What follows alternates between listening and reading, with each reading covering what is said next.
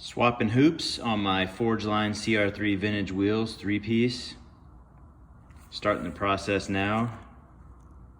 Basically a 10 millimeter socket. Just gonna torque them all off.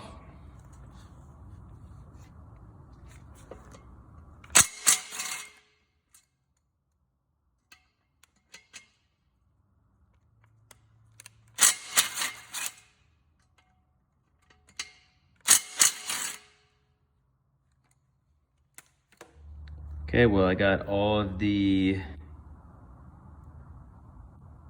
screws out. So now I'm just going to roll it over and peel it apart and start cleaning it.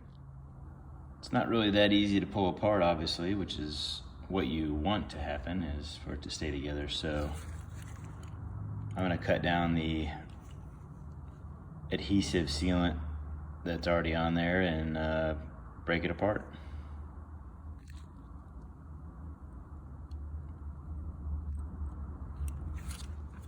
Basically, after running the blade along the seal, just take a rubber mallet, pop out the center, and then we'll take the outer off.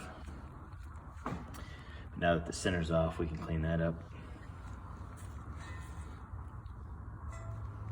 Forgeline CR3 Vintage Series. Basically, with the rubber mallet, just hit the lip, pop it right off. So this will be the one that's getting replaced. So, as you can see, there's a lot of videos where people are saying, bead around the holes. But this is factory from Forgeline. You can see where they just made it up and then run a bead over the edge once they tighten down the bolts. So that's what we'll be doing. Not putting a bead of silicone adhesive all the way around inside of the holes in the flange area, just on the top right here, just on the outside. Once this is all torqued down to 25 foot-pounds, which is the spec for Forgeline. So just something to consider. I've seen some people put tons of sealer right here on this flange and it doesn't look like it's needed, and just causes a big headache whenever you go back to maybe having to clean them or swap them out later on. You just got stuff everywhere. So next is just cleaning the excess bead off from the silicone adhesive sealant. So I'm just gonna kind of gently cut the excess off, and then we'll go and polish them down, maybe with a buffing tool on the Dremel or maybe an air tool.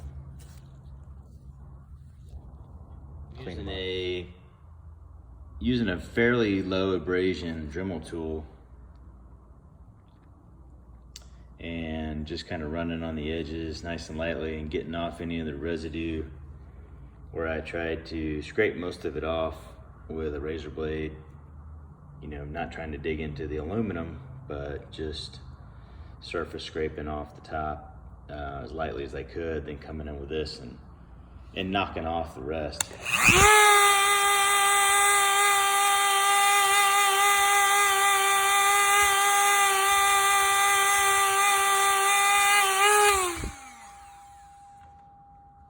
And then using a little bit of acetone and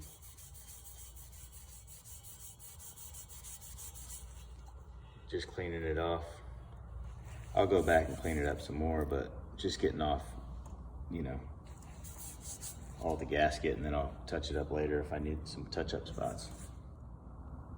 This is what I'm using to hit the edges, and basically what I'm doing is just heating up the remaining adhesive sealant that's on there, and these are doing a pretty good job of it.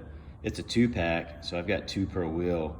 I got about 3/4 of the way through, and the one I was using is pretty much gone, so I'm just swapping it out. So I don't want to hit that metal on the aluminum, so swapping it out. And basically what I found was that I'm just using some paint thinner as the adhesive sealant is still hot from where I've scuffed off most of it and buffed it off, and then using the paint thinner just kind of takes it right off, the residual, and you just kind of rub it over it and I'm doing about 5 to 6 inches and then shutting the Dremel down and then putting the thinner on it. That way the sealant's still hot. It's coming right off. So I basically got all the gasket off, and you can see that it's still porous. That's just how it was when it came from the factory. So I haven't even buffed off or smoothed it off or anything. So really just getting the the Dremel tool and lightly applying it and not digging into the aluminum is really the key, but just getting that gasket off, and now we'll have a good seal. So I'm putting the inner hoop, outer hoop, the inside together. Basically, you can see that I've got 4 of the bolts back in, and I'm using my little mechanics chair to put the insert in, because what you have to do is the outer has to seat in first, the one that's on the other side, the one that faces out from the car, kind of the chrome shiny one.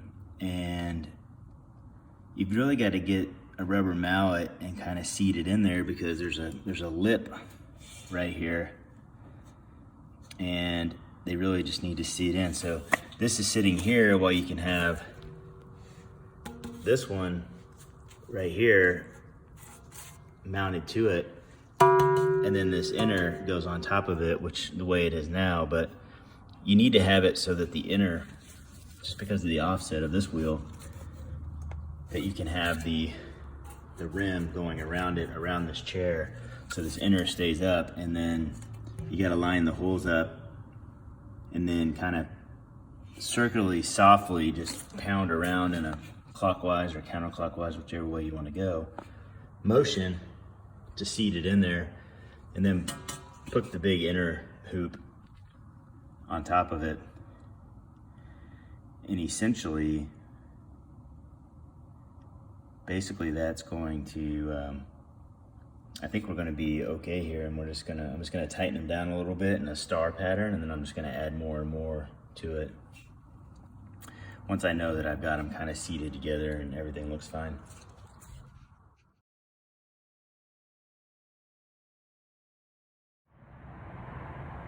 Everything's assembled.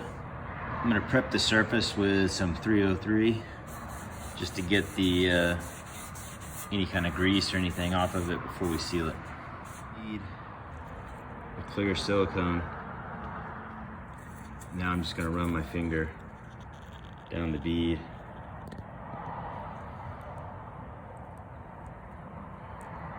To make sure we fill it in. Nice and sealed.